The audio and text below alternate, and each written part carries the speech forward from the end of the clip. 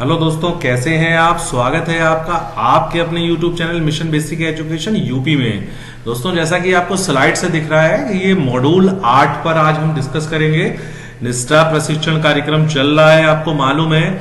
और ये जो मॉड्यूल है 7, 8 और 9, ये आपको जो है 15 तारीख तक कंप्लीट करना है। यानी कि हमने आपको बताया था प्रत्येक मॉड्यूल के लिए 5 दिन का समय निर्धारित किया गया है। तो आप लोग जो है इन मॉड्यूल्स को अच्छे से कंप्लीट करिए। इसमें आई हुई प्रश्नोत्तरी को अपने पास नोट करिए और सभी दोस्तों से यही गुजारिश है कि आप लोग अच्छे से प्रशिक्षण करिए विदाउट स्किप करे हुए।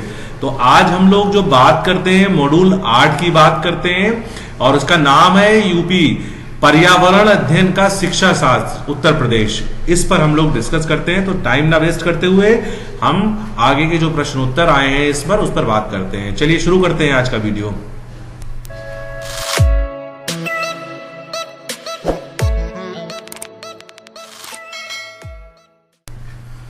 तो दोस्तों, जैसा कि आपको दिख रहा है, मॉड्यूल्स का जो सबसे इंपॉर्टेंट पार्ट है वो है प्रश्नोत्तरी। तो प्रश्नोत्तरी ओपन हो रही है। तो सबसे पहला क्वेश्चन है कि निम्नलिखित में से कौन सा कथन पाठ्यचर्या संबंधी अपेक्षाओं और सीखने के प्रतिफलों के बारे में सही है। तो दोस्तों, जैसा कि यहां पर दे रखे हैं, 4 ऑप्शंस दे रखे हैं। आपको ये ध्यान रखना है कि कोई भी ऑप्शन इसमें ऊपर नीचे भी हो सकता है। हो सकता है कि जो लास्ट वाला ऑप्शन है जिसको मैंने सेलेक्ट कर रखा है वो पहले नंबर पर भी हो। तो इस चीज को आपको ध्यान रखना है। तो इसमें क्वेश्चन कह रहा है कि निम्नलिखित में से कौन सा कथन पाठ्यचर्या संबंधी अपेक्षाओं और सीखने के प्रतिफलों के बारे में सही है।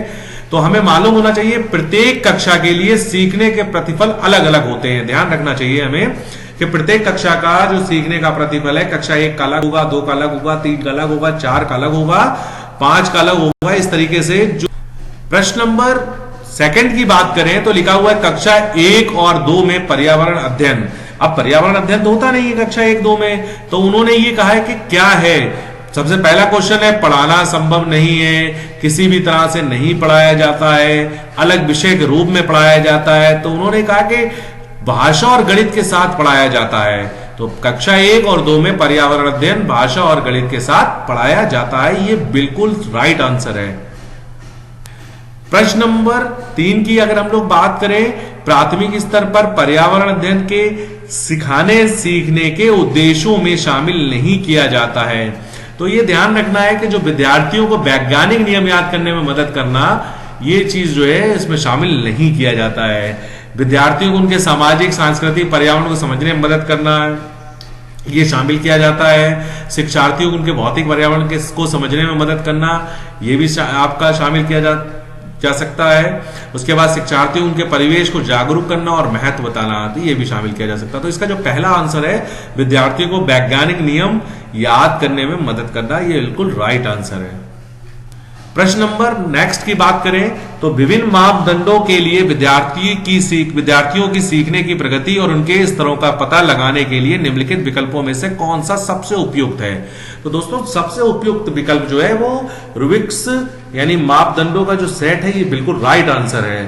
तो अगर आपने रूबिक्स के बारे में पढ़ा होगा, अभी इस ट्रेनिंग्स में बताया गया रूबिक्स क्या होते हैं उनके बारे में पढ़ा होगा, तो आपको समझ में आ गया होगा कि रूबिक्स क्या होते हैं। तो इसका जो तीसरा ऑप्शन है रूबिक्स मापदंडों का सेट, ये बिल्कुल राइट आंसर है।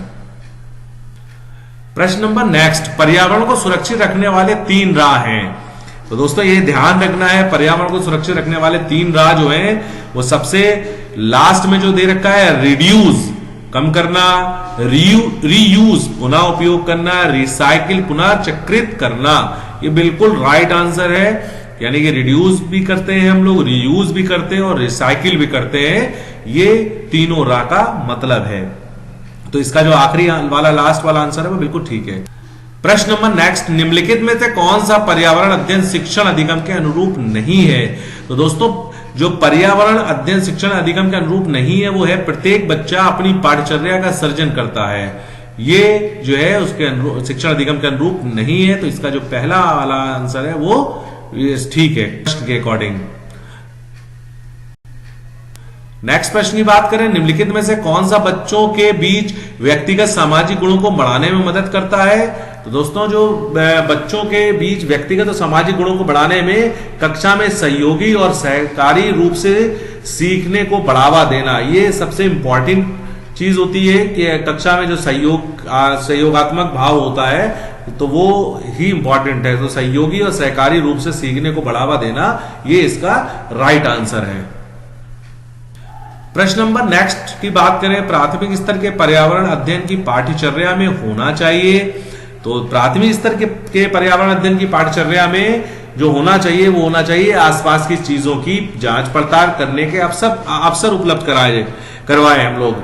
मतलब जैसे हम बच्चों को बाहर ले जाएं, उनको पेड़ दिखाएं, फूल पत्ती दिखाएं कि हाँ ये इस पेड़ की पत्ती है, इस पेड़ को क्या कहते हैं। इस तरीके से जब वो आसपास की चीजों के बारे में परिचित होंगे तो वो अच्छे से और भी इंप्रूवमेंट उनके अंदर होगा। उसके बाद जैसे इसमें अध्याय के अंत में अधिक अभ्यास प्रश्न शामिल कराएं, जो गलत है। शब्दों की पूर्ण रूप से सही परिभाषा पर अधिक जोर दें, ये भी गलत है। केवल पाठ्य पुस्तक में संकल्पनाओं की पूरी व्याख्या पर ध्यान केंद्रित करें, ये भी गलत है। यानी कि इसका बिल्कुल जो राइट आंसर है, आसपास की चीजों की जांच पड़ताल करने का अवसर उपलब्ध करवाएं। नेक्स्ट है पर्यावरण अध्ययन जिसे बढ़ावा नहीं देता है। तो दोस्तों याद रखना, करके सीखना पर्यावरण कहता है, पूछताछ और जांच पड़ताल ये भी कहता है। बहुत सवाल पूछना, जितने भी पूछ सकते हैं, कोई प्रॉब्लम नहीं है, लेकिन परिभाषाओं को याद करना, इसके लिए पर्यावरण अध्ययन जो है बढ़ावा नहीं देता है। तो इसका जो तीसरा ऑप्शन है वो बिल्कुल ठीक है। राष्ट्रीय पाठ्यचर्या की रूपरेखा के अनुसार पर्यावरण अध्ययन के लिए कौन सा वाक्यांश सही है? तो दोस्तों राष्ट्रीय पाठ्यचर्या की रूपरेखा के अनुसार पर्यावरण अध्ययन की प्रगति अंतर विषयक है, ये वाला जो वाक्यांश है वो बिल्कुल ठीक है। बाकी के वाक्यांश जो है वो सब गलत हैं, तो इसलिए पहला वाला जो आंसर है वो बिल्कुल ठीक है।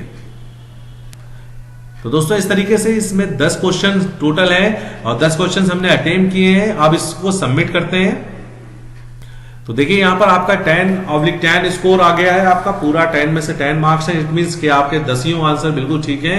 तो इस तरीके से आप लोग भी अपने आंसर्स को पूरा 100% सही करिए, मतलब पूरे क्वेश्चंस को अच्छे से समझिए, पढ़िए और उसके बाद जो इसमें ऑप्शंस दे रखे हैं इस वीडियो को देखकर आप उन आंसर्स पर टिक करिए, जिससे कि आपके भी 10 में से 10 मार्क्स आए। तो धन्यवाद दोस्तों। अगर आपने हमारे channel mission basic education UP को सब्सक्राइब नहीं किया तो दोस्तों जल्द से सब्सक्राइब कर लीजिए, जिससे कि आपको बेसिक एजुकेशन से रिलेटेड जो भी लेटेस्ट प्रशिक्षण हो या लेटेस्ट जो न्यूज हो वो मिलती रहे। तो धन्यवाद दोस्तों।